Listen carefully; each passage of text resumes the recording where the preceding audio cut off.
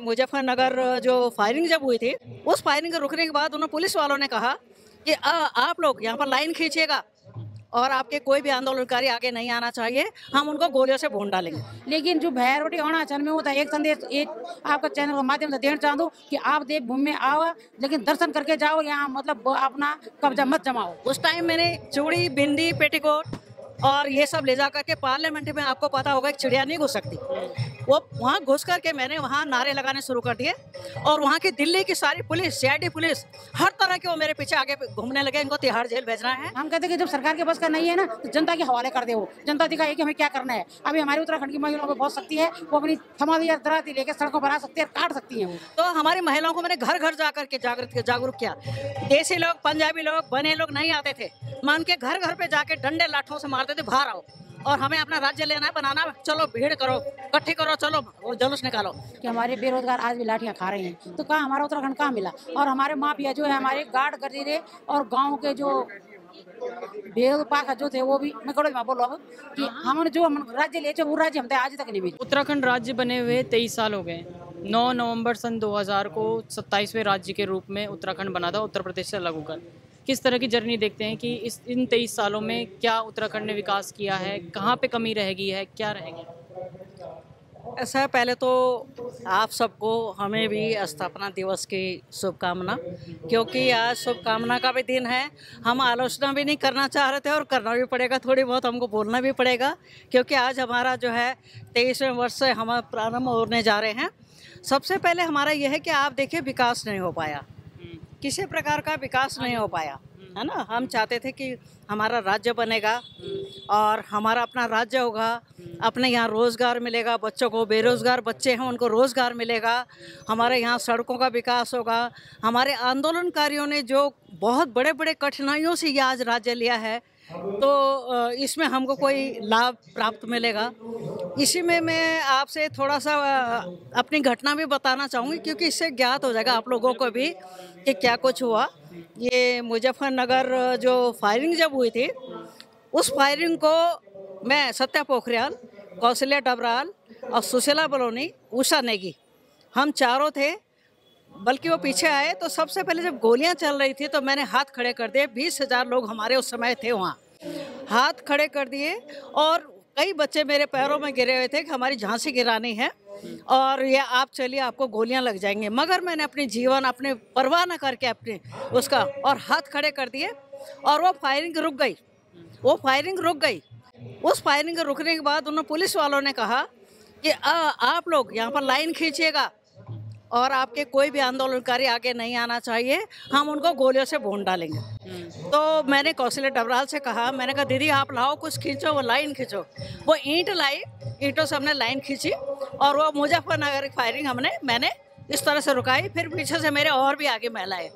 तो मेरा ये कहना है, और नरसिम्हा राव जो उस समय हमारे प्रधानमंत्री थे, उस टाइम मैंने चूड़ी, बिंदी, पेटीकोट और ये सब ले जा करके पार्लियामेंट में, आपको पता होगा एक चिड़िया नहीं घुस सकती, वो वहाँ घुस करके मैंने वहाँ नारे लगाने शुरू कर दिए और वहाँ की दिल्ली की सारी पुलिस, सीआईडी पुलिस, हर तरह के वो मेरे पीछे आगे घूमने लगे, इनको तिहाड़ जेल भेजना है। क्योंकि राजीव गांधी को मारने वाली भी कोई महिला थी और वहाँ की पूरी पुलिस मेरे पीछे लग गई।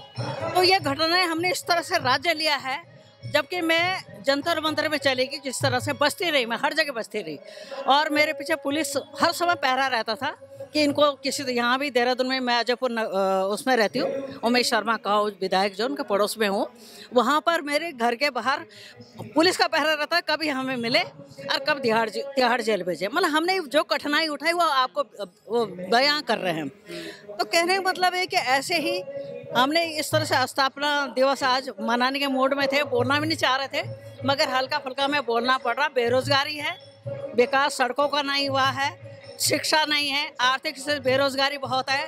तो हम यही चाहेंगे कि सरकार हमारे राज्य आंदोलनकारियों का जो चिन्हीकरण है उसको पूरा करे, 10% आरक्षण का पूरा करे और इस तरह से हमारे जो भी रुके हुए कार्य है, हमारे जो पेंशन है, एक समान हो, एक समान पेंशन होने चाहिए। उसके आधार पर ये हमारा विकास हो पाएगा, बेरोजगारों को रोजगार दे। अच्छा, जिस तरह से हमने देखा है कि उत्तराखंड आंदोलन में पुरुषों से ज़्यादा भागीदारी महिलाओं की थी, तो क्या आज के समय में भी उत्तराखंड की महिलाएं उस तरह से आगे बढ़ रही हैं या अभी भी वो पिछड़ गई हैं, थोड़ा इनको जगाने की जरूरत है? ऐसा है, ये आंदोलन तो वास्तव में महिलाओं ने ही किया था। और आप यकीन नहीं करेंगे, मैं कह रही हूँ तो गलत भी नहीं साबित होगा, आपको बताएं। सबसे पहले ये आंदोलन शुरू आप किसी से भी इस वार्ता में वार्ता कर सकते हैं मेरे विषय में। सत्य पोखरियाल अजयपुर कला से 4000 लोग सर्वप्रथम मेरा गया था महिलाओं को लेकर के। ये मैंने स्टार्ट करा था। आज कोई माने ना माने, पेपर में है, पत्रिकाओं में है, मेरे हर जगह वो है। तो ये तो वो नहीं है, पेपर में है सारे, मेरे पास साक्षी सारी चीज़ें हैं। तो हमारी महिलाओं को मैंने घर घर जा कर के जागरूक किया। देसी लोग, पंजाबी लोग, बने लोग नहीं आते थे, मैं उनके घर घर पे जाके डंडे लाठों से मारते थे, बाहर आओ और हमें अपना राज्य लेना है, बनाना है, चलो भीड़ करो, इकट्ठी करो, चलो वो जुलूस निकालो। तो बड़े बड़े जुलूस मेरे बहुत उसमें कतार में चलते थे। 4-4 हज़ार लोगों में सबसे पहले मेरा जुलूस ही आया था और महिलाओं का पूरा योगदान रहा। अभी भी महिलाएं काम कर रही हैं, अब बेचारी थक भी चुकी हैं, क्योंकि आज कितना साल का अभी भी चलते जा रहे हैं हम, क्योंकि सरकार काम पूरा नहीं कर रही है, इसलिए हम थक भी चुके हैं। मगर जो हम जागरूक हैं, सक्रिय हैं, हम अभी भी लेडीज़ को ला के उनको अभी भी इकट्ठा करें। अभी मुझे दया भी आती है महिलाओं पे कि उनका कार्य सरकार ने नहीं किया, उनका चिन्हीकरण नहीं किया। बड़े दुख के साथ बोलना पड़ रहा है, तो हमारे लिए शर्म है, सरकार ले भी बहुत शर्म की बात है, सेम वाली बात है। अच्छा, राज्य मिले हुए 23 साल हो गए, लेकिन कौन कौन सी चीज़ें जो अभी भी अधूरी रह गई हैं? अधूरी आप देखें ना, सड़कें हैं, आप देखें ना, सड़कों पे चलिए, आप सड़कों पे चलेंगे, आप अच्छे भले आपके आंतड़े जो हो ऊपर नीचे होने ले जाती हैं। बताओ, ऐसे कोई सड़कें हैं? आपको पहले सड़कों बनानी चाहिए जहाँ पर कोई सुरक्षित रहे। खड्डे देखे आप, जगह जगह खड्डे मिलेंगे आपको। आप लाइटों को देखें, खंभे टूटे पड़े, तारे टूटी पड़े और कह रहे हमारा जो है, हमारी तो बहुत बढ़िया सिटी बन रही है। कैसे सिटी बन रही है? गंदगी अभी पड़ी हुई है। तो हमारा ये कहना है कि यहाँ का विकास हो, सरकार से यही हमारा रिक्वेस्ट है। 9 नवंबर सन 2000 को उत्तर प्रदेश से अलग होकर उत्तराखंड बना था एक राज्य। क्या देखते हैं कि इन 23 सालों में क्या प्रगति की हमने? क्या उत्तराखंड जिसके लिए राज्य बनाया था, क्या वो हमने मकसद हासिल कर दिया या अभी भी कुछ कमी रहेगी? सबसे पहले तो धन्यवाद बेटा, आपको भी और आपके चैनल को भी, आपकी पूरी टीम को। लेकिन रोज़ हम यही बोलना पड़ता है हमें कि उत्तराखंड के विषय में फिर हमारी वही बात दोहराएगी। जो हमने उत्तराखंड राज्य की लड़ाई हमने लड़ी थी, तो हमारा उसमें मकसद ये था कि हमारे बच्चों को रोज़गार मिलेगा, हमारे गाँव का विकास होगा और हमारे मतलब महिलाओं का विकास होगा।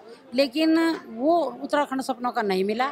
आज भी हम लोग शहर में ज़रूर हैं, लेकिन हमारे सरकारों ने सिर्फ मैदानी क्षेत्रों का विकास किया और गढ़वाल को खाली किया, बस यही हम उत्तराखंड देख रहे हैं। और आज हमारा उत्तराखंड पहाड़ रो रहा है हर तरह से। बेरोजगार आप भी देख रहे हैं, सभी देख रहे हैं कि आपके चैनल के माध्यम से पूरी उसका उजागर कर रहे हैं आप कि हमारे बेरोजगार आज भी लाठियां खा रहे हैं। तो कहाँ हमारा उत्तराखंड कहाँ मिला? और हमारे माफिया जो है, हमारे गार्ड गजीरे और गाँव के जो भेड़ पाखा जो थे, वो भी मैं कड़ोई में बोलो अब कि हमने जो हम राज्य ले, वो राज्य हमसे आज तक नहीं मिली, आज तक नहीं मिली। क्योंकि हम पहाड़ वटी लड़ाई लड़ी उत्तराखंड की, और हम सब बोलते चाहे बद्रीनाथ हो, चाहे केदारनाथ हो, चाहे गंगोत्री जमुनोत्री कहीं भी हो, वो तमाम पड़े हमारे के बच्चों का ढाबा भी खोला था, हमारा बड़ा लड़का खोला और हमारे महिलाओं का विकास हो। लेकिन दुर्भाग्य हमारो कि धरती तो हमारी च, 4 धाम हमारे था, देवभूमि हमारे च।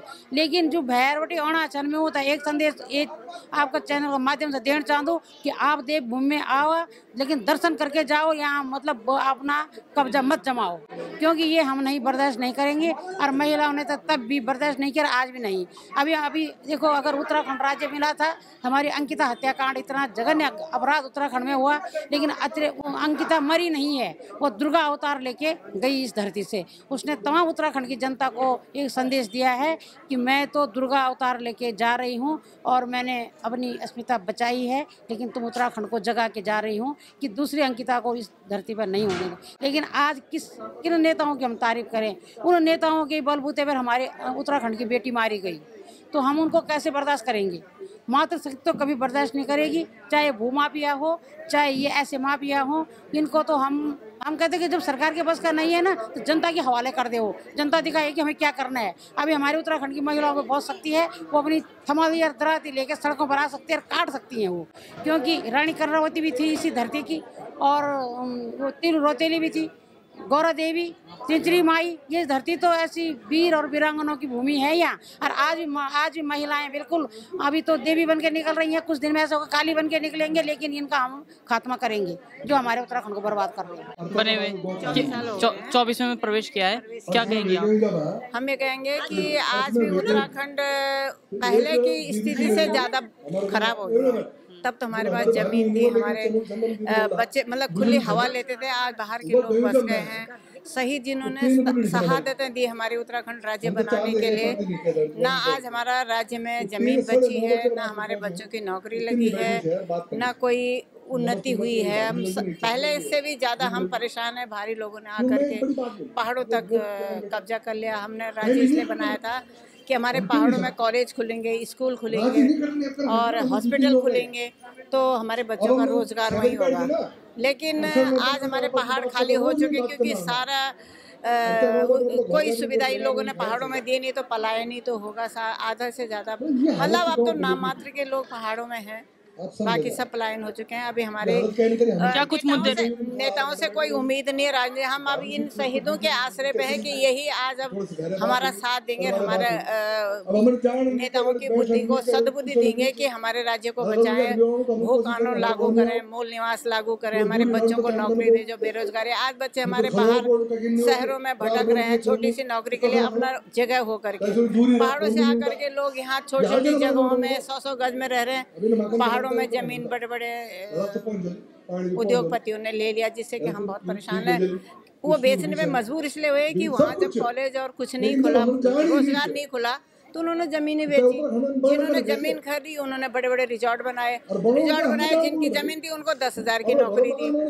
तो इसलिए बहुत वो है। आज हमारा राज्य स्थापना दिवस हम बहुत खुशी मनाते हैं कि हमारा राज्य आज बना था, लेकिन उम्मीद करते हैं पूरी सरकार से भी, जनता से भी, कि हमारे राज्य को जो है बच्चों को रोजगार मिले, हमारी भूमि बचे, भू कानून लागू हो, मूल निवास 1950 वाला लागू हो। यही हम उम्मीद करते हैं। अपने शहीदों को नमन करते हुए कहते हैं कि हमारा साथ आशीर्वाद अपना बनाए रखें और हमारे नेताओं को सद्बुद्धि दे, प्रशासन को सद्बुद्धि दे, तो हमारे लिए बच्चों के लिए आगे अच्छा सोचें। आपका क्या नाम है? मेरा नाम सरिता जुयाल है।